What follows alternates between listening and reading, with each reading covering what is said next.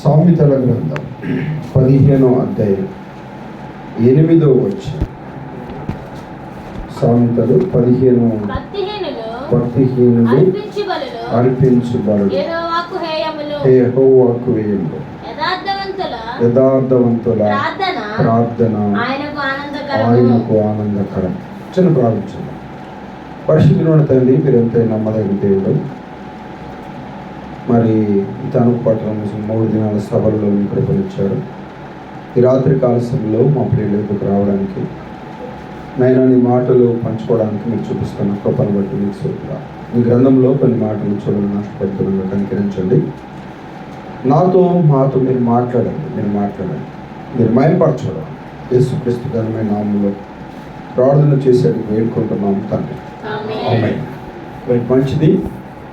వాక్యం వైపు మనసు పెడదాం. మరి ఈ యొక్క గ్రంథము, సామెతల గ్రంథం రచించింది సొలొమోను అనే సంగతి మనం తెలుగుతాం. ఆయనకు యెతిద్య అనే ఒక పేరు ఉంది. అంతేకాకుండా ప్రసంగి అనే పేరు ఆయనకు ఉంది.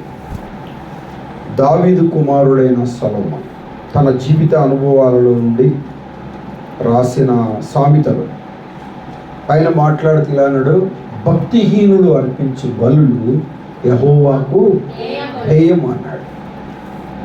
భక్తిహీనులు అర్పించు బలులు అంటే వాళ్ళు కూడా అర్పణలు అర్పిస్తున్నారు, కానీ దేవుడు స్వీకరించని బలులు అర్పిస్తున్నారు.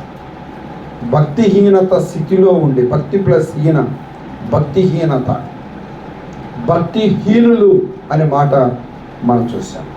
అంటే వారికి వాక్యం తెలుసు, దేవుడు తెలుసు, ప్రార్థన తెలుసు, ఎందుకు వచ్చాడో తెలుసు, దేవుడు ఏం చేశాడో తెలుసు, ఎలా చనిపోయాడో తెలుసు, ఎలా తిరిగి లేచాడో తెలుసు, ఆయన నమ్ముకోవడం తెలుసు, ఆయన సన్నిధికి రావడం తెలుసు, ఆయనను ఆరాధించడం తెలుసు, ప్రార్థన తెలుసు, అన్నీ తెలుసు. కానీ వారి స్థితి ఎలా ఉందంటే భక్తిహీనంగా ఉంది.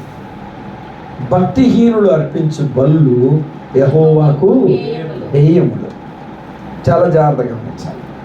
అర్పణ అన్నాడు, కానీ ఇలా చెప్తున్నా, నువ్వు ప్రార్థన చేసినా భక్తిహీనంగా ఉండి చేస్తే, విజ్ఞాపన చేసినా భక్తిహీనంగా ఉండి చేస్తే, ఆరాధించిన భక్తిహీనంగా చేస్తే, ఆరాధించిన ప్రభువుకు అర్పణలు ఇచ్చిన, హృదయ అర్పణ ఇచ్చిన,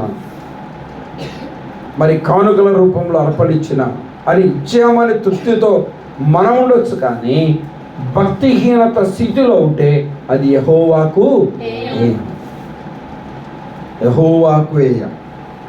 ఆలోచన చేయండి. అక్కడే అంటూ ఇలా అన్నాడు, యథార్థవంతుల ప్రార్థన ఆయనకు ఆనందకరం. మంచి మాట అండి. దేవుడు మన ద్వారంగా ఆనందిస్తున్నాడు. యథార్థవంతుల ప్రార్థన ఆయనకు ఆనందకరం. ప్రార్థించిన, విజ్ఞాపన చేసిన, మొరపెట్టిన, స్తుతించిన, ఘనపరిచిన, కీర్తించిన, కొనియాడిన, అర్పణలు అర్పించిన యథార్థవంతులు పిల్లరా, యథార్థవంతులు అర్పించిన అర్పణలు ఆయనకు చెప్పరే ఆనందకరం. ఎంత మంచి మాట అండి. దేవునికి ఆనందం. మనం ఈ లోకంలో పిల్లలు ఎలా ఆనందిస్తారో చూస్తాం, తల్లిదండ్రులు ఎలా ఆనందిస్తారో చూస్తాం. మనం వర్క్ చేస్తుంటే మన యజమానుడు ఎలా ఆనందిస్తాడో చూస్తాం. ఈ లోకంలో చాలామందిని మనం ఆనంద పెట్టడానికి ఆలోచన చేస్తాం. వీటన్నిటికంటే ప్రాముఖ్యమైనది ఏంటంటే, మనల్ని పుట్టించి, ఆయుష్నిచ్చి, ఆరోగ్యాన్నిచ్చి, ప్రాణం పెట్టి, రక్షణ ఇచ్చిన ప్రభు మన యుద్ధ నుండి కోరుకునేది ఏంటంటే, మన ద్వారంగా ఆయన ఆనందించాలి, మన ద్వారంగా ఆయన సంతోషించాలి.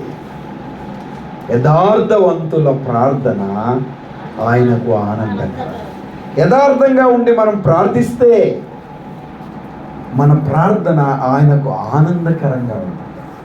ప్రార్థనలో 3 భాగాలు ఉంటాయి. 1 కుటుంబ ప్రార్థన, మనము మన పిల్లలు కలిసి చేసుకుంటాం. 2 వ్యక్తిగత ప్రార్థన, ఒంటరిగా చేసుకుంటాం. ఏకాంత ప్రార్థన ఒంటరిగా చేసుకో. 3 సంఘ ప్రార్థన.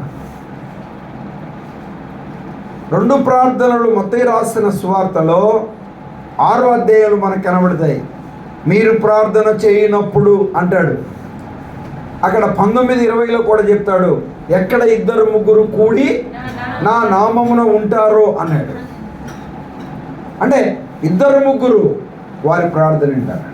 6వ అధ్యాయం మత్తయి రాసిన సువార్తలో ఏం చెప్పాడు? నువ్వు ప్రార్థన చేయనప్పుడు నీ గదిలోనికి వెళ్ళి అన్నాడు. గదిలోనికి వెళ్ళి ప్రార్థన చేయాలి. ఒక విషయాన్ని జాగ్రత్తగా గమనించాలి. ఎవరికి చెప్పలేని విషయాలు, ఎవరితో మాట్లాడలేని విషయాలు ప్రభువుకు చెప్పచ్చు.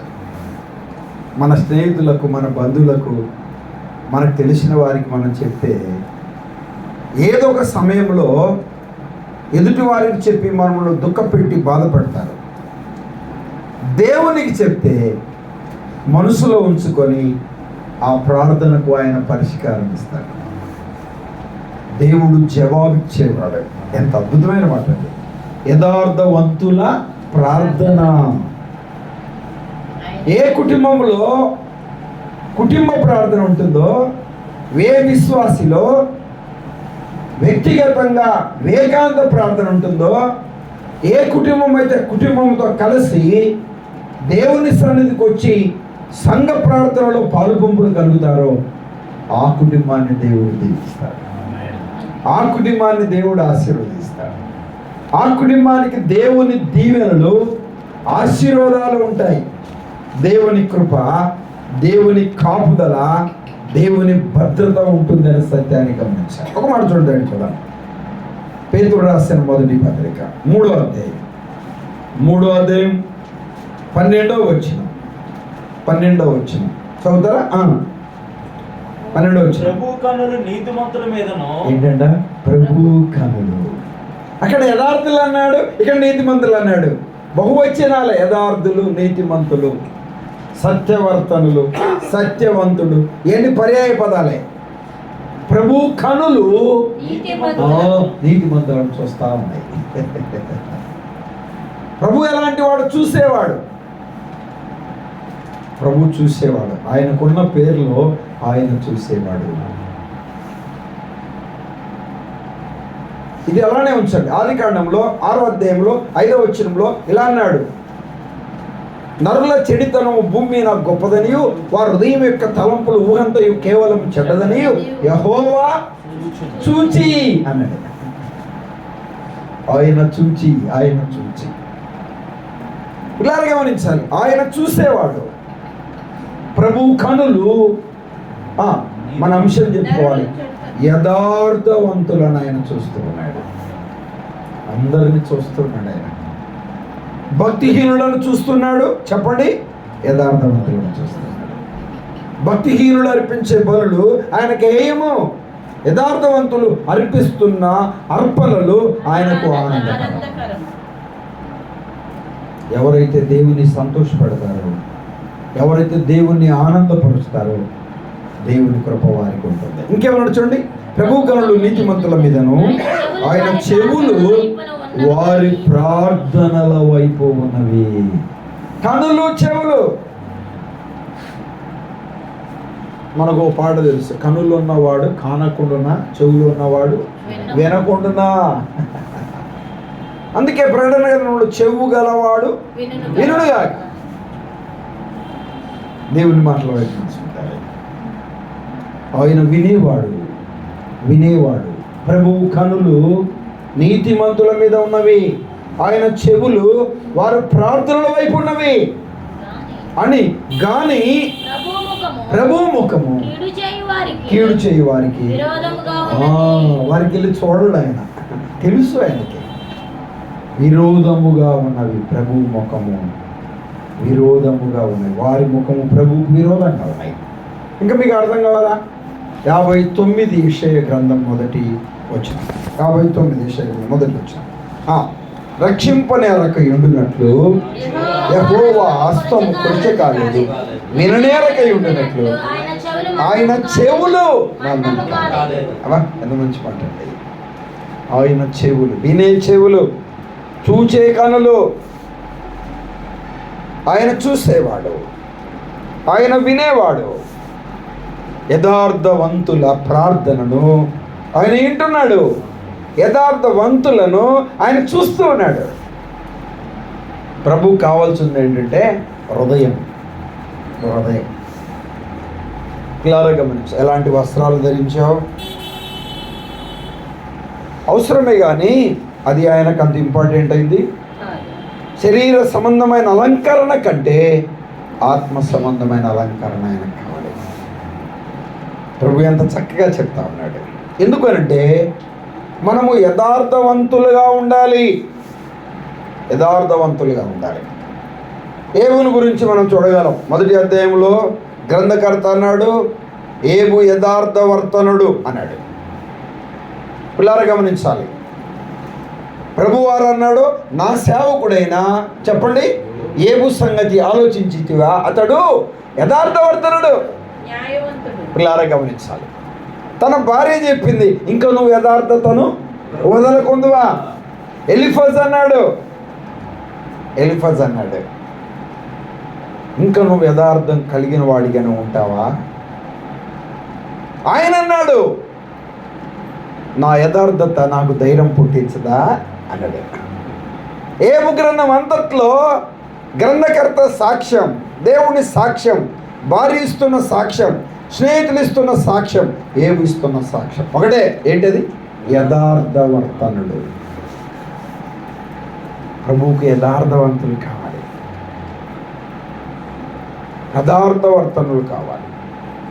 భక్తిహీనంగా ఉన్న శాస్త్రులు, భక్తిహీనంగా ఉన్న పరిచయులు, నాటి దినాలలో ఉన్న యూదా జనాంగం, సార్వత్రిక సంఘంలో చాలామందిని భక్తిహీనత స్థితిలో ఉన్న వారిని గురించి తెలియజేశాడు. వారి అర్పణలు, వారి ప్రార్థన, వారి ఆరాధన ప్రభువుకు వ్యయం.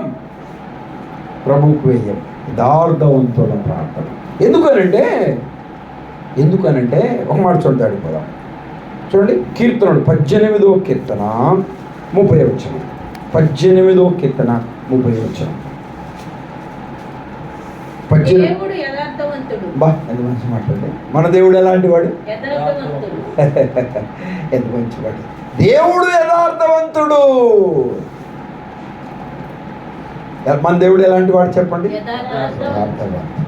గనుకనే యథార్థవంతుల ప్రార్థన ఆయన అంగీకరిస్తాడు, యథార్థవంతుల ప్రార్థన ఆయన స్వీకరిస్తాడు, యథార్థవంతుల ప్రార్థనకి ఆయన జవాబు అనుగ్రహిస్తాడు. ఈ రోజుల్లో చాలా విధానాల్లో డిఫరెంట్ పరిస్థితులు మనం చూస్తున్నాం. కొన్ని పాటలు వచ్చాయి. ఏంటి ఆ పాట? ప్రార్థన ప్రార్థన ప్రార్థన ప్రార్థన ప్రార్థన అనే పాట వచ్చింది. దాంట్లో ప్రార్థన ఉందో చెప్పండి. ఆరాధన ఆరాధన ఆరాధన ఆరాధన అనే పాట వచ్చింది. ఆరాధన ఉందే దాంట్లో? చెప్పండి అమ్మా, ఉందా? పదం ఉంది, ఆరాధన అనే పదం ఉంది, ప్రార్థన అనే పదం ఉంది, కానీ ప్రార్థన లేదు. దేవుని మాటల వైపు మనసు పెట్టాలి. కోటి కోటి స్తోత్రాల దేవా అని ఒక పాట వచ్చింది. ఎన్ని స్తోత్రాలు? 1,000,000 సార్లు నువ్వు స్తోత్రం అని చెప్పాలా. నన్ను ప్రేమించావు, నీకు స్తోత్రాలు. నాకు ఆవిష్నిచ్చావు, నీకు స్తోత్రాలు. అది కదా స్తోత్రం ఉంటుంది. ఆరాధన అంటే ఎలా చేయాలి? ఆత్మతో. ఆరాధన అంటే ఎలా చేయాలి? సత్యముతో. అప్పుడు కదా ఆయన స్వీకరించేది. మానవుడు ఆత్మ సంబంధమైన విషయాల మీద ఆపోహన కలిగిన వాడికి లేడు. చెప్తే కూడా అర్థం చేసుకునే మనసు లేదు. పదము విలువైందే. ప్రార్థన అనే పదము చాలా విలువైంది. ప్రార్థన చేయండి, ప్రార్థన చేయించండి, ప్రార్థన చేద్దాం, ప్రార్థనకు రండి, ప్రార్థనలు ఇలా ఉండాలి, ప్రార్థన ఇలా చేయాలి, ప్రార్థనలు ఇన్ని రకాలు అయిన వాస్తవమే. ఎలా చేయాలి ప్రార్థన? ఎవరికి చేయాలి ప్రార్థన? ఎప్పుడు చేయాలి ప్రార్థన? కుటుంబ ప్రార్థన, వ్యక్తిగత ప్రార్థన, సంఘ ప్రార్థనలో ఉన్న ప్రాముఖ్యత ఏంటి? మన దేవుడు చూసేవాడు, మన దేవుడు వినేవాడు.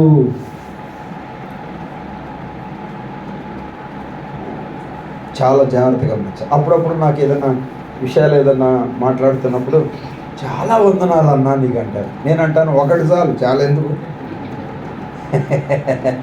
మీకు చాలా వందనాలు అన్నా, చాలా వందనాలు ఎందుకు? మంచిగా కావాల్సింది ఏంటి చెప్పండి? రాజ్ కుమార్ అన్న వందనాలు, రాజ్ కుమార్ అన్న వందనాలు. అట్లా నువ్వు ఎన్ని చెప్తావో అన్నిసార్లు చెప్పాలి. అప్పుడు అవన్నీ నాకు వందనాలు అని చెప్పినట్టు లెక్క. ఒకటేసారి నీకు చాలా వందనాలు అంటే ఎట్టుంది? యేసు ప్రభువా నీ కోటి స్తోత్రాలయ్యా, కోటి సార్లు చెప్పొద్దా? మానవుడికి అర్థం చేసుకునే మనసు కూడా అందరికీ లేదండి. అదొక అయోమయంలో ఉన్నాడు. ఆలోచించేయండి. ఇప్పుడు సపోజ్ ఎగ్జాంపుల్గా అమ్మ నువ్వంటే నాకు ప్రేమ, అమ్మ నువ్వంటే నాకు ప్రేమ, నువ్వంటే నాకు ప్రేమ అంటే ఊరే అన్నం పెడితే కదరా, నా ఇబ్బందుల్లో పరామర్శిస్తే కదరా, నాకు బాగాలేకపోతే హాస్పిటల్కి తీసుకెళ్తే కదరా, నాకు శరీర సంబంధమైనవి కావాల్సినవి చూస్తే కదా నన్ను ప్రేమించేవనడానికి రుజువు. నేను మమ్మ అంటే ప్రేమ, మమ్మీ అంటే ప్రేమ, మమ్మీ అంటే ప్రేమ, మమ్మీ అంటే ప్రేమ 100 సార్లు అన్నాం అనుకోండి, మమ్మీని ప్రేమించినట్టేనా? మానవుడికి అర్థం కావట్లే. ప్రేమించావనడానికి క్రియల రూపంలో కనుగొనాలి. ఏ రూపంలో చెప్పండి? మరి ప్రభువుకు కూడా అదే కదా. ఒక మనిషికి అలాగా నేను నీకు సాయం చేశాను, నువ్వు నాకు సాయం చేసావు, అదే కదా ఇప్పుడు జరిగేది. మన పెళ్ళికి ఎవరైనా పిలిచామనుకో, వారు ఏదో ఒకటి బహుమతి ఇస్తారు, మనం రేపు ఇవ్వాలి వాళ్ళకి. మనిషికి మరి చెల్లుకు చెల్లు అది, అంతే కదా. దేవుడు అలా కాదు. ఆయన మనకు ఒకటి ఇవ్వలే, తన ప్రాణముని ఇచ్చాడు. మనం ఏం చేసినా ఆయన రుణము తెచ్చాడు. మన ప్రాణమును నిలువుగా అర్పించిన ఆయన రుణం తీర్చుకోలేమందిక. ఆయన యథార్థవంతుడు. యథార్థంగా నా కుమారులు, నా కుమార్తెలు, నా పిల్లలు నన్ను ఆరాధించాలి, నన్ను స్తుతించాలి, నన్ను మహిమపరచాలి, నన్ను కీర్తించాలి, నన్ను ఘనపరచాలి, నాకు అర్పణలు అర్పించాలి. అప్పుడు నాకు ఆనందం. దేవునికి కూడా కొన్ని కోరికలు ఉంటాయి, తెలుసా మీకు ఆ సంగతి? దేవునికి కూడా ఏముంటాయి? కొన్ని కోరికలు ఉంటాయి. మనకే కాదు, ఆయన కూడా ఉన్నాయి కోరికలు. మనమే కాదు, ఆయన కూడా ఆనందిస్తాడు. మనుషులందరూ రక్షణ పొంది సత్యమును గురించిన అనుభవ జ్ఞానము గలవారిగా ఉండాలని ఆయన కోరుచున్నాడు. మరి అది కోరిక కాదు చెప్పండి. పిల్లలు గమనించాలి. మొత్తం లూకా రాసిన సువార్తలో 15వ అధ్యాయంలో 7వ వచనంలో చెప్పాడు, 10వ వచనంలో చెప్పాడు, అటువలే మారు మనసు అక్కర్లేని 99 మంది నీతిమంతుల విషయమై కలుగు సంతోషం కంటే మారు మనసు పొంది ఒక పాపి విషయంలో పరలోకమందు ఎక్కువ సంతోషం. ఎవరికి? దేవునికి. పిల్లలను సంతోష పెట్టడానికి మనం ఏమేమి చేస్తుంటాం? ఏమేమి చేస్తాం? మొన్న పిల్లలంతా మేము యూత్ క్యాంప్కి తీసుకెళ్ళాను. నేను అక్కడిక్కడే హాలిడేస్లో ఉంటారు. ఆ యూత్ క్యాంప్ అయిపోయిన తర్వాత బయటికి వెళ్తామన్నారు.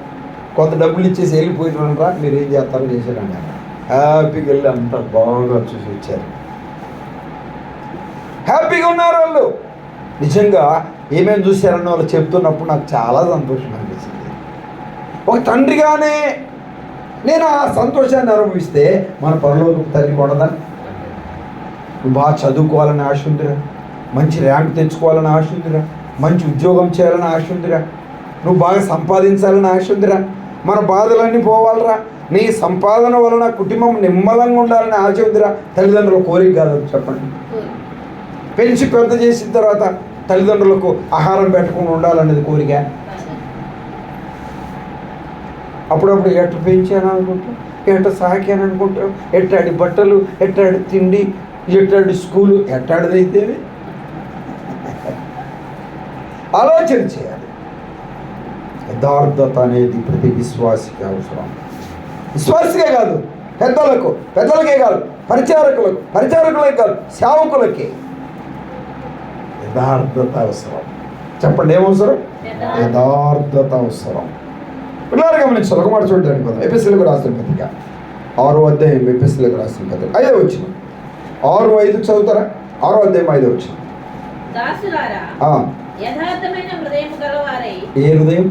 యథార్థమైన హృదయం. చూసారండి, నోటెడ్ ద పాయింట్. ఎవరా అన్నారు? హృదయం ఎలా ఉండాలంట? అదేనమాట. హృదయం మానవుడిది యథార్థమైంది కాదు. హృదయం యథార్థంగా ఉంటే ఆరాధిస్తాం, శుద్ధిస్తాం, మహింపరుస్తాం, కీర్తిస్తాం, గణపరుస్తాం, అర్పణలు అర్పిస్తాం. యథార్థమైన హృదయం గలవారికి ఉండాలి. నీ హృదయము యథార్థంగా ఉండాలి. ఒక వ్యక్తితో ఇలా చెప్పాడు, అపోస్తుల కార్యములు. వాక్యం వైపు మనసు పెట్టండి. 8వ అధ్యాయం 21 వచ్చిన చదువుతారా? 21 వచ్చిన. నీ హృదయము దేవుని ఎదుట సరైనది కాదు గనుక. చూశారండి, ఎవరు ఎదుట? దేవుని ఎదుట. అదేనమాట. ఒక వ్యక్తిని గురించి చెప్తున్నాడు ఇక్కడ. నీ హృదయము దేవుని ఎదుట సరి అయినది కాదు. మరి కాదురా బాబు, సరి అయింది కాదు. ఏంటంటే నేనేం దేవుణ్ణి నమ్ముకోలేదా? బాప్తిసం తీసుకోలేదా? చావుకుని ఎడబాయకుండా ఉండలేదా? సంఘానికి రాలేదా? ఏంటండి అలా అంటాడు దేవుడు? దేవుడు ఏంటండి అంతలా మాట అన్నాడు? ప్రభు చేశాడు. రే బాబు, నీ హృదయము దేవుని ఎదుట సరి అయినది కాదు. నీ హృదయం సరి అయినది కాదు. హృదయం మాలిన్యముతో, హృదయం అపవిత్రతతో, హృదయం దుర్మార్గంతో, హృదయం చెడుగుతో, హృదయం పాపముతో నిండి ఉంది. హృదయములో నుండి తీసివేసుకోవాల్సి నేను తీసివేసుకోలేదు. ప్రభు ఎంత చక్కగా ఈ మాటలు తెలియజేస్తూ, నీ హృదయము చెప్పండి దేవుని ఎదుట సరైనది కాదు, సరైనది కాదు. ప్రభు ఏం కోరుకుంటున్నాడు? యథార్థ హృదయులు ఉండాలి, యథార్థ వంతులుగా ఉండాలి. మన హృదయము యథార్థమైనదిగా ఉండాలి. 17:9 ఏమన్నాడు ఇర్మీయాలో? హృదయం అన్నిటికంటే అదే మోసకరమైనది. ఇప్పుడే డాడీ చెప్పాడు, భోజనం పెట్టారు అంటే ఆనందం వల్ల డాడీ అంటే మీకు అలా అర్థమవుతుంది. పిల్లలు గమనించాలి. భోంచేశాడు, వదిన అన్నం పెట్టింది, తిన్నాడు. మళ్ళీ వాకిటి దగ్గరికి వచ్చాడు ఒక పావుగంట. ఏంటి డాడీ అని అంటే, నేను అడిగింది ఏంటి డాడీ అంటే, భోజనం పెట్టలేదు ఏంది బాబు అంటున్నాడు. నేను చెప్పించా, వదిన ఇప్పుడు ఇందాకలా భోజనం పెట్టావు, ఇప్పుడు అన్నం పెట్టండి అని చెప్పాను. అంటే వాళ్ళకి కాన్సెప్ట్ సరిగా లేదు.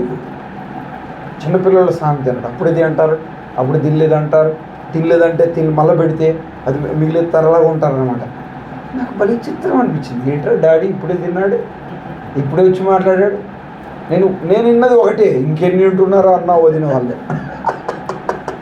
ఇంకెన్ని వింటున్నారో రోజంతట్లో. అయ్యి బాబు అనిపించింది నాకు. ఒక ప్రాక్టికల్గా ఒక బిట్టు దొరికింది నాకు ప్రసంగం చెప్పడానికి. అక్కడక్కడ చాలా జాగ్రత్తగా గమనించాలి. అమ్మా ప్రభు అంటున్నాడు, నీ హృదయము సరైనది కాదు. నీ హృదయము ఘోరమైన మనిషికి కాదు వ్యాధి. కళ్ళ చొప్పుండి అది కంటికే, తలనొప్పి అండి అది తలకే, కాళ్ళ నొప్పులండి కాళ్ళకే, చేతుల నొప్పులండి చేతులకే, గుండె నొప్పి అండి గుండెకే, స్టమక్ ప్రాబ్లం అండి అది స్టమక్కే, బ్యాక్ సైడ్ పెయిన్ వస్తుందండి అది బ్యాక్ సైడ్ కారణమే.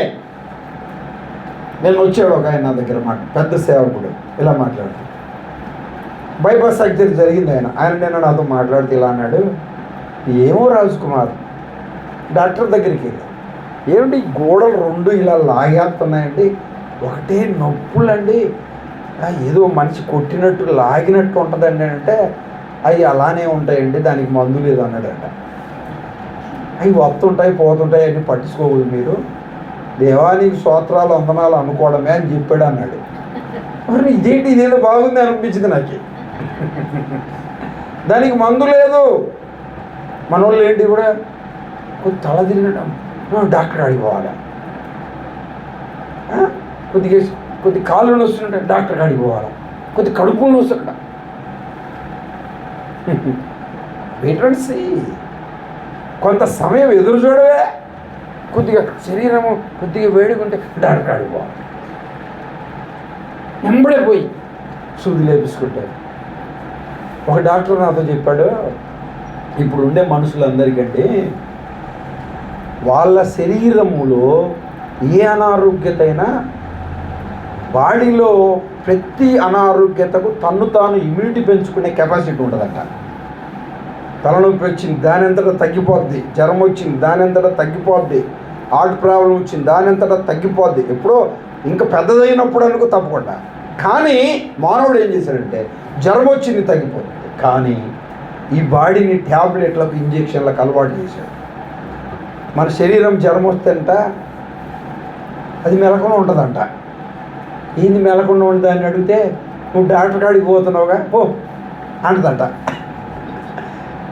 అంటే నువ్వు సూదేపించుకో, ఇంకా నాతో నీకేం పని, నువ్వు ట్యాబ్లెట్లు మీకు నాకేం పని అంటదంట. ఒక ఎండి డాక్టరు నాతో మాట్లాడి చాలా ఆశ్చర్యం అనిపించింది. నువ్వే కాదండి మా దేహాలు కూడా అలా అలవాటు పడిపోయాయి. తలనొప్పి వచ్చిందా అమ్మటే ఏముంది ట్యాబ్లెట్ పారాసెటమాల్ ఉందా, ఏముంది డోలో ఉందా, ఇక్కడ ఏముంది ఇలాగ ఆలోచన చేస్తున్నాం అంటున్నారు. శరీరానికి అలా అలవాటు చేశాను. ఎక్కువ తిన్న బాధే తినకపోయిన బాధే. ఎక్కువ తింటే ఏం వేసుకుంటా, డైజీను జెల్సీలు సిరప్ప ట్యాబ్లెటా ఇలా అనమాట. కొద్దిగా ఏంటో కొద్దిగా నరాల బలహీనంత అంటే నీరోబిన్ ఫోర్ట్ ఆలోచన చేయాలి. మానవుడి స్థితి ఎలా ఉంది బైబిల్ గ్రంథం ఎంత చక్కగా చెప్తా ఉంది. ఏంటంట హృదయం అన్నిటికంటే మోసం. కళ్ళ మోసం ఒకటి, నోటి మోసం ఒకటి అబద్ధం ద్వారా చూచుట వలన, తల మోసం ఒకటి ఏంటి ఆలోచన చేయడం వలన, పాదాల మోసం నడచడం వలన, చేతుల మోసం ఏంటి పనులు చేయడం వలన. పిల్లలు గమనించాలి, మెదడు ఆలోచించడం వలన. అసలు అన్నిటికంటే మోసమైంది ఏంటి చెప్పండి, అదనమాట. చాలామంది హృదయం అంటే గుండె అనుకుంటారు, కాదు గుండె వేరు. హృదయం అంటే మెదడు అనుకుంటారు కొంతమంది. మెదడు కాదు, అది దైవ సంబంధమైన స్థితిలో ఉన్న వారికి అర్థమవుద్ది, అందరికి అర్థం కాదు. అది హృదయము అన్నిటికంటే మోసకరమైంది. అందుకే ప్రభు అన్నాడు అది యథార్థంగా ఉండాలి అన్నాడు. ఇంకోటి అన్నాడు, మానవుడి హృదయం బాల్యం నుండి చెడ్డది అన్నాడు.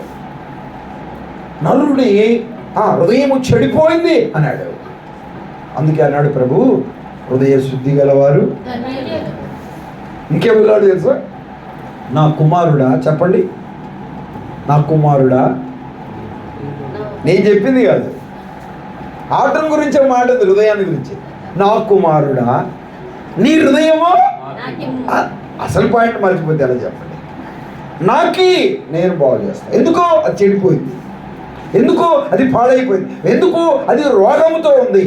రోగమే కాదు, ఘోరమైన వ్యాధి. అసలు దానికి మించిన వ్యాధే లేదు. ఇక ఈ మనం మెరిట్ లెక్కలో కొన్ని వ్యాధులు ఉన్నాయి కదా మానవుడికి వచ్చేయి, వాటి అన్నిటికంటే గొప్పది నాకి నేను బాగు చేస్తా. హృదయములో నుండి అన్నాడు మార్కులో, హృదయములో నుండి అన్నాడు. 13 గుణ లక్షణాలని చెప్పాడు. అది మానవుడిలో ఉన్నవి. అది నాకు ఇస్తే నేను బాగు చేస్తా, అది నాకు ఇస్తే నేను కడుగుతా, అది నాకు ఇస్తే నేను శుద్ధి చేస్తా. హృదయ శుద్ధి గలవారు. అందుకే అంటాడు మన పితరులైన ఇశ్రాయేలు ప్రజలతో ప్రభు చెప్తూ 6వ అధ్యాయంలో నిర్గమాకాండంలో ఇలా చెప్పాడు, ద్వితీయోపదేశకాండంలో, నీ పూర్ణ హృదయముతో, నీ పూర్ణ ఆత్మతో, నీ పూర్ణ శక్తితో, నీ పూర్ణ బలముతో అన్నాడు.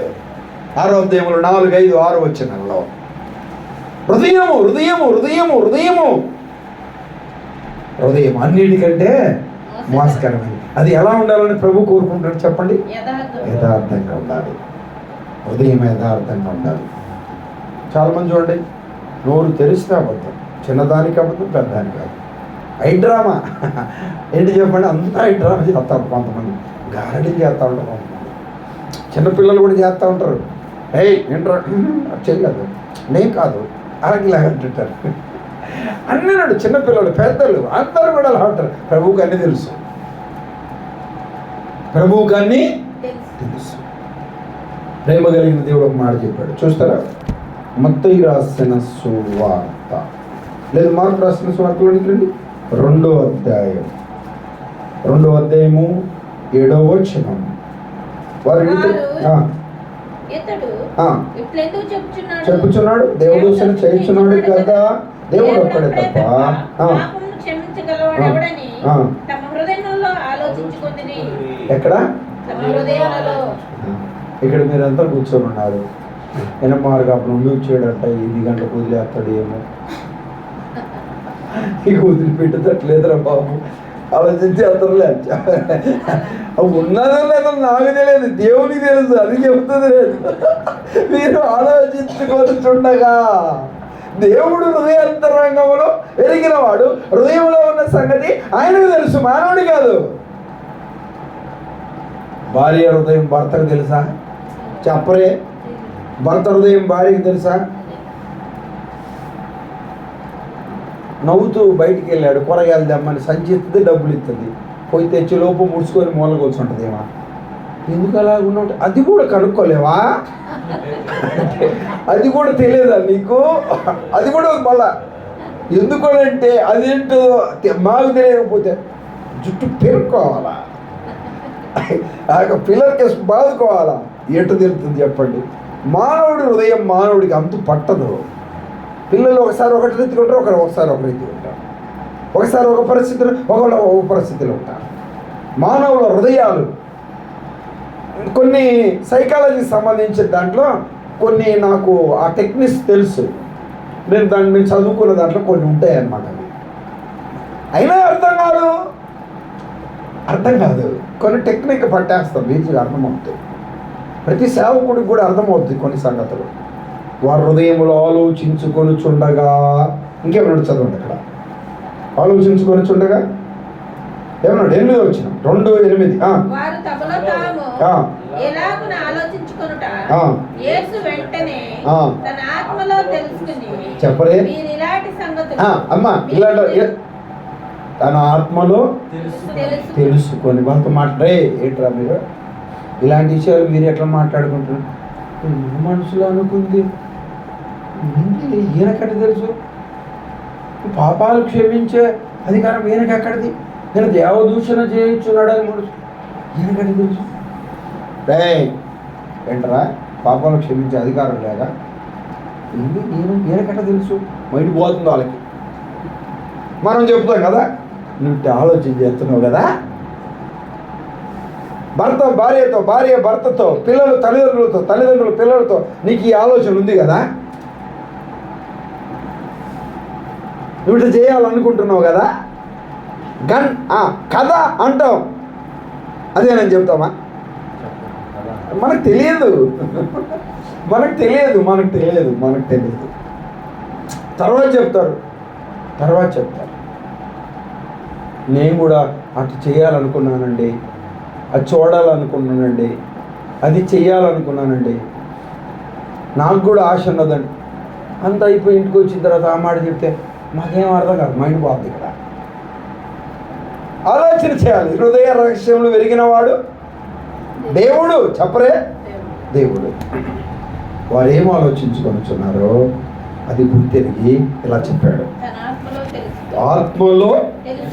ఇంత మంచి మాట్లాడి ప్రభు దైవత్వాన్ని గురించి, ప్రభు ప్రేమను గురించి, ప్రభుని గురించి ఎవరు కొలత వేయగలరు? ఇలా గమనించండి. నీ హృదయము దేవుని ఎదుట చెప్పండి సరిగా లేదు.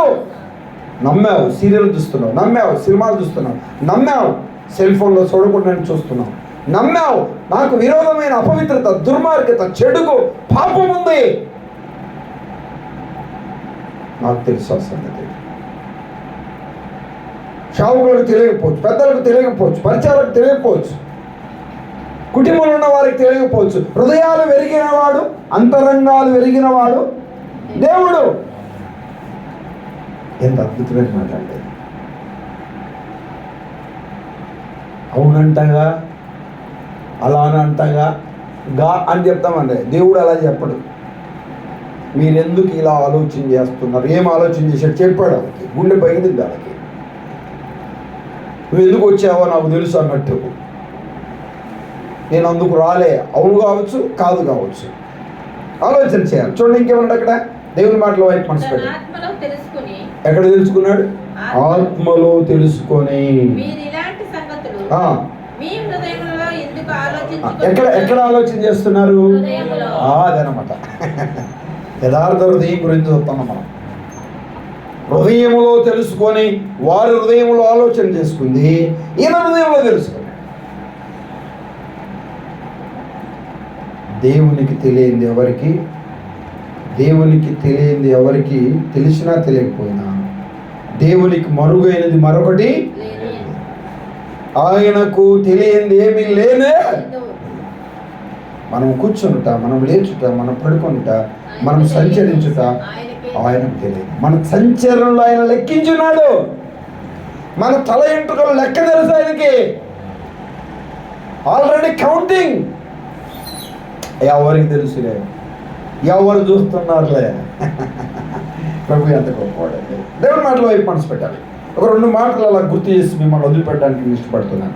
సామెతల గ్రంథంలోనికి రండి. మరొక మాట, సామెతల గ్రంథం 4వ అధ్యాయం, లేదు 19వ అధ్యాయం మొదటి వచనం చదువుతారా? 19వ అధ్యాయం మొదటి వచనం. సామెతల గ్రంథం బుద్ధిహీనుడైన తన పెదవులతో ఆ. మూర్ఖముగా మాట్లాడు అని కంటే ఆ. యథార్థముగా ప్రవర్తించు ఆ. దరిద్రుడే శ్రేష్ఠుడు. వాడెవడు? దరిద్రుడు. దరిద్రుడు, కానీ యథార్థంగా మాట్లాడతాడు. ఇంకొకడు ఉన్నాడు, ఎవడాడు? అక్కడే ఒకడు తెలివి లేకుండా అక్కడే పైన బుద్ధిహీనుడు. ఎవడీడు? బుద్ధిహీనుడు. తన పెదవులు. బుద్ధిహీనుడు, దరిద్రుడు. అది చెప్పాలి నాకు. ఒకడేవాడు? బుద్ధిహీనుడు. ఒకడేవాడు? దరిద్రుడు. వీడు అబద్ధం ఆడతాడు, వీడి కపటం చేస్తాడు, మాయుపాలతో ఎత్తుకు పై ఎత్తులేసి ప్లాన్లకు ప్లాన్ వేసి చేస్తాడు. ఇప్పుడు చిన్నపిల్లలు ఉంటారు, ఈ పిల్లలు రేపు స్కూల్ మానేయాలంటే ఇప్పుడే నుంచే ప్లాన్ చేస్తారు. మమ్మీ నాకు బాగా కడుపులో అదేదో బాగాలేదు మమ్మీ, అటుంది మమ్మీ, ఇటుంది అంటారు.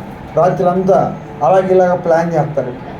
నాకు అసలు ఇటు నన్ను వాంతికి వచ్చినట్టుంది, కళ్ళు తిరుగుతాం. మనం అయోమయం అయిపోయి ఏమైంది ఏమంటే ఏం దొరికిదే, రేపు బడి మానేయడానికి వచ్చింది. అది ఏం చేస్తారు తెలుసా? వీళ్ళు 8-8:30 కల్లా మనం వ్యాన్ కాడికి తీసుకెళ్ళలేదు, స్కూల్ పంపించాలిగా. 9 దాకా పడుకుంటారు. పడుకొని ఇలా బాగలేదు అనుకుంటారు. 9 దాకా లేస్తారా? అసలు ఇంకెట్లా కేకలు వేయడం, వేకిరి దూకడం, గంతులు వేయడం. బాగున్నాడు, అది పడుకోవాలిగా. టైం అయిపోయింది, నన్ను ఎవడు బడికి పంపించేదిగా, నేను పోయి నన్ను ఎవరు వదిలిపెట్టరుగా అన్నట్టు. రై జ్వరం వచ్చింది అన్నప్పటిగా మనకు అర్థమైంది.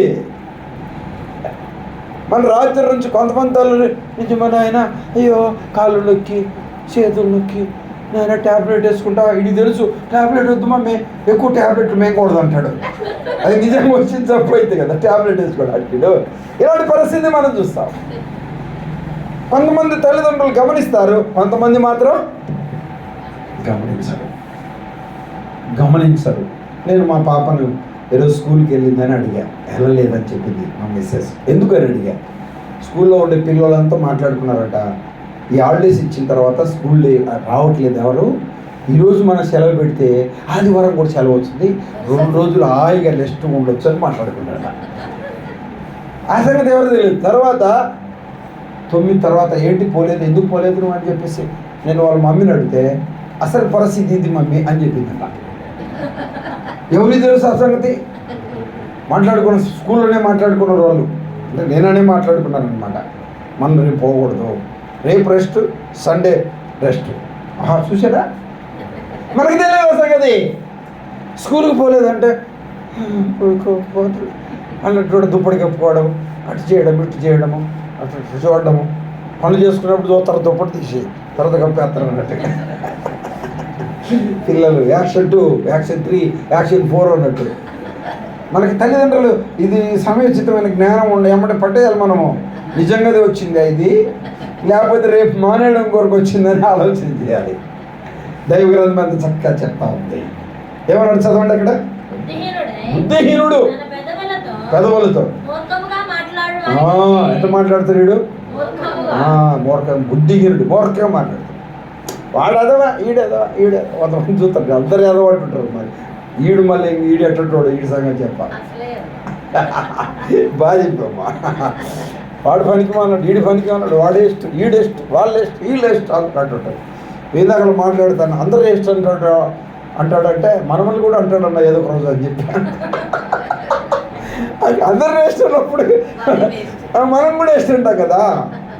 చాలా జాగ్రత్తగా గమనించాలి. దైవ గ్రంథం చెప్తుంది, బుద్ధిహీనుడు పెదవులతో మాట్లాడు వాడి కంటే యథార్థముగా ప్రవర్తించు దరిద్రుడే శ్రేష్ఠుడు. దరిద్రుడు, ఆహారం లేదు, ఆరోగ్యం లేదు, బల్ల మీద నుండి పడి రొట్టె ముక్కలు తింటా ఉన్నాడు. కానీ ఎట్టున్నాడు? యథార్థంగా ఉన్నాడు. ఆత్మతో సత్యంతో ప్రభుని ఆరాధించాడు, స్తుతించాడు, నమ్మకంగా ఉన్నాడు. వాడు అనుభవిస్తున్నాడు, ఆనందిస్తున్నాడు. వాడు చచ్చాడు. భక్తిహీనుడిగా ఉన్నాడు, బలహీనుడిగా ఉన్నాడు, బుద్ధిహీనుడిగా ఉన్నాడు, నరకానికి వెళ్ళాడు. ఈ దరిద్రుడు ఎక్కడికి వెళ్ళాడు? పరలోకానికి వెళ్ళాడు. భూలోకంలో దరిద్రత, పరలోకాలు కాదు. వాడు ఏడుతూ ఉంటే నెమ్మది పొందుతున్నాడు. దేవుని మాటల వైపు మనసు పెట్టాలి. దైవ గ్రంథం ఎంత చక్కగా బట్టి చెప్తుంది. యథార్థత, యథార్థత, యథార్థత, యథార్థతను కోల్పోయిన స్థితి, యథార్థత లేని స్థితి. ఒక మాట చూడండి, మిమ్మల్ని వదిలిపెడతా. ఒక 2 మాటలు చెప్పాలి, వదిలిపెడతా. 26 చూడండి, 26వ కీర్తన మొదటి వచ్చిన 26వ కీర్తన మొదటి వచ్చిన ఎండాకాలము మంచు గిట్టదు. 26వ కీర్తన మొదటి వచ్చిన యెహోవా, నేను యథార్థవంతుడనే ప్రవర్తించుచున్నాను, ఏంటంట? నాకు తీర్పు తీర్చు. యథార్థవంతుడు. అసలు ఎంత సూటిగా చెప్పాడండి దావీదు, ఎంత ధైర్యంగా చెప్పాడు. నేను యథార్థవంతుడనై ప్రవర్తిస్తున్నాను. నేను యథార్థవంతుడనయ్యా, యథార్థవంతుడిగా నేను ప్రవర్తిస్తున్నాను, యథార్థత కలిగిన వాడిగా బ్రతుకుతున్నాను. నీకు విరోధమైంది నాలో ఉన్నాయి, నీకు ఆయస్కరమైన నీరు నాలో ఉన్నాయి. నిన్ను దుఃఖపెట్టా, బాధ పెట్టా, ఏడిపించా, కానీ అర్థమైంది నా తప్పు. నాకు ఒప్పుకున్నా, విడిచిపెట్టా, పాతి పెట్టా, అసహించుకున్నా, విసర్జించా, ఇప్పుడు యథార్థవంతుడిగా జీవిస్తున్నాను. ఇది వండర్ స్టేట్మెంట్. ఒక రాజు ఇస్తున్న మాట ఇది. దేవునితో మాట్లాడుతున్నాడు, దేవునితో కనెక్షన్ పెట్టుకున్నాడు, దేవునితో కనెక్షన్ పెట్టుకున్నాడు. దేవునితోనే నేను యథార్థవంతుడనై మనం చెప్పగలం మాట. చెప్పే ధైర్యం ఉందా మనకి? ఎంత అద్భుతంగా చెప్పాడండి. దైవ గ్రంథంలో చెప్పిన వారు చాలామంది ఉన్నారు. మనం ఇందాక చూసాం, ఏబు గ్రంథంలో మనం చూసాం, నేను యథార్థవర్తుడు అన్నాడు. ఆలోచన చేయాలి, పిల్లలు గమనించాలి. చాలా మందిని మనం చూడగలం. హిజ్కియా రాజు కూడా చెప్పాడు, యథార్థవంతుడనై నీ సన్నిధిలో నేను ఎట్లు ప్రవర్తించుతున్నా నీకు తెలుసు. ప్రభు కోరుకునేది ఒకటే, భక్తిహీనుడు అర్పించు బలుడు యెహోవాకు దేవుడు, యథార్థవంతుల ప్రార్థన ఆయనకు ఆనందకరం. యథార్థవంతులుగా మనం ప్రార్థించిన, విజ్ఞాపన చేసిన, ప్రభును స్తుతించిన, ప్రభును మహిమపరిచిన, ప్రభును కీర్తించిన ఎలా ఉండాలి? యథార్థవంతుడిగా ఉండాలి. నేను యథార్థవంతుడిగా ప్రవర్తిస్తున్నాను. మనకు తెలిసిన మాట ఒకటి, 4:23 వచ్చిన మెహోన్ రాసిన స్వార్త ఏమన్నాడు? 4:23 వచ్చిన 24 చదువుతుంటాం సహజంగా మనం. 23 చదవండి. 4:23 అయితే యథార్థముగా ఆరాధించువారు.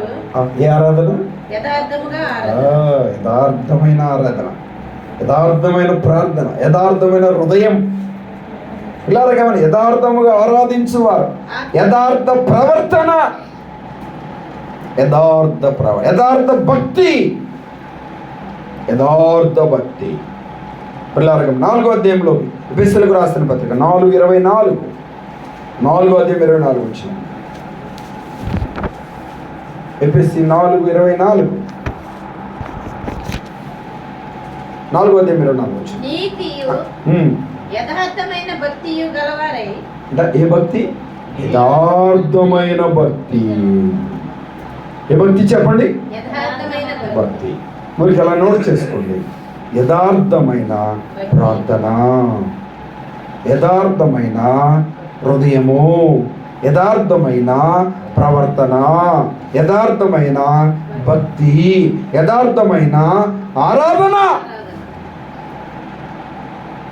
ఆరాధన ఆరాధన ఆరాధన అంటే ఆరాధన కాదు,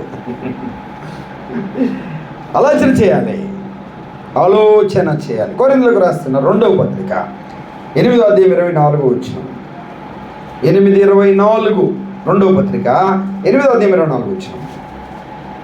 8 మీ ప్రేమ యథార్థమైనది. అబ్బా ఏంటంట? యథార్థమైనది. యథార్థమైన ప్రేమ. ఇది చాలా డేంజర్ అయిన వర్డ్ అనమాట. ప్రేమించినట్లు ఉంటారు, ప్రేమ చూపినట్లు ఉంటారు, ప్రేమను తెలియజేసినట్టు ఉంటారు, అసలు సంగతి బయటపడుతుంది అన్నట్టు. రియలా డూపా? ఎంతమంది చోట్ల. ఒక అబ్బాయిని అడిగాను నేను, 38 సంవత్సరాలు, కోట్లకు ఆస్తి ఉంది, ఉన్నతమైన స్థితిలో ఉన్నవాడు. ఎరా తమ్ముడు పెళ్ళి ఎప్పుడు చేసుకుంటావంటే వాళ్ళ డాడీ అంటాడు, వీడు లవ్లో ఫెయిల్ అయ్యాడు, అప్పుడు ఆ నుంచి వద్దనుకున్నాడు అన్నాడు. ఏంటి బాబాయ్ ఎలా చెప్తున్నావు అంటే, అవును, ఒక అమ్మాయిని వీడు ప్రేమించాడు, ఆ అమ్మాయి మోసం చేసింది, వీడు నమ్మాడు, ఆ అమ్మాయి ఏరేవాడిని నమ్మింది అని చెప్పాడు. తండ్రి కొడుకుతో చెప్తున్న డైరెక్టర్ నా ముందే, ఏరా తమ్ముడు అన్న ఎన్నెందుకులన్నా అంటున్నాడు. పిచ్చివాడైపోయాడు. ప్రేమలో, ఈ లోక ప్రేమలో ఏం లేదు చెప్పండి, యథార్థత లేదు, యథార్థత లేదు. భర్తను మోసం చేసేవారు, భార్యను మోసం చేసేవారు, తల్లిదండ్రులను మోసం చేసేవారు, అన్నదమ్ములను మోసం చేసేవారు, పిల్లలను మోసం చేసేవారు. లేకపోలే నేటి సమాజంలో మానవుడి ప్రేమ యథార్థమైనదిగా ఉండాలి. ప్రభు కోరుకుంటున్నాడు, ప్రభు కోరుకుంటున్నాడు. యథార్థవంతుడైన ప్రభు నీలో ఉంటే, యథార్థవంతుడైన ప్రభుని నీ హృదయంలో చేర్చుకుంటే, యథార్థవంతుడైన ప్రభు పాద సన్నిధిలో నీ పాపాలను ఒప్పుకొని విడిచిపెడితే నువ్వు యథార్థంగా జీవించగలవు. ఎలా జీవించగలవు చెప్పండి? యథార్థంగా జీవించు. ఇప్పుడు చెప్పండి, యథార్థమైన ప్రార్థన, యథార్థమైన హృదయము, యథార్థమైన ఆరాధన, యథార్థమైన భక్తి, యథార్థమైన ప్రవర్తన, యథార్థమైన ప్రేమ. పరలోకపు తండ్రి కుమారుడైన క్రీస్తు చెప్పాడట, భూలోకానికి వెళ్తావనైనా వెళ్తాను, సువార్త ప్రకటిస్తావనైనా ప్రకటిస్తాను, శ్రమలు పెడతారు అనుభవిస్తావా అనుభవిస్తా, ఆయన ప్రజల కొరకు ప్రాణం పెడతావా? Yes daddy. తండ్రికి విధేయుడైన కుమారుడు, అతని నలగొట్టుటకు యెహోవాకు ఇష్టమైంది. ప్రాణం పెట్టడానికి, చనిపోవడానికి ఇష్టపడ్డాడు. నా తండ్రికి ఇష్టమైంది. ప్రాణం ఉంటే పోతే నా తండ్రికి ఇష్టమైంది. నా తండ్రికి కష్టమైంది, నేనేం చేయను. మనం యథార్థంగా జీవించాలని యథార్థవంతుడైన మన ప్రభువు ప్రాణం పెట్టాడు. తనలోంచండి కళ్ళు ప్రార్థన చేద్దాం, ప్రభు పాదాలు పట్టుకుందాం, ఒక్క నిమిషం ఆలోచన చేద్దాం. ఈ ప్రత్యేకమైన ప్రార్థన కూడికలో యథార్థత కలిగిన వారిగా ప్రార్థన చేస్తున్నాను. భక్తిహీనత స్థితి ఉందా? భక్తిహీనత స్థితి ఉందా? భక్తిహీనులు ఆరాధన ప్రార్థన ఆలోచన చేయాలి. హృదయంలో యథార్థత ఉందా? యథార్థమైన భక్తి ఉందా? యథార్థమైన ప్రవర్తన ఉందా? యథార్థమైన ప్రేమ ఉందా? యథార్థమైన హృదయం ఉందా? యథార్థమైన ఆరాధన ఉందా?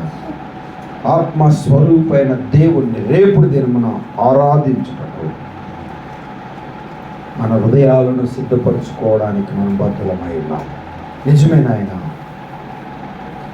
నీ మాటలు మాతో తెలియజేశాం. మా హృదయాలలో అనేక విషయాలను వెనుకబడిపోయాము, యథార్థతను కోల్పోయి బ్రతుకుతున్నాము. దయచేసి మమ్మల్ని క్షమించండి.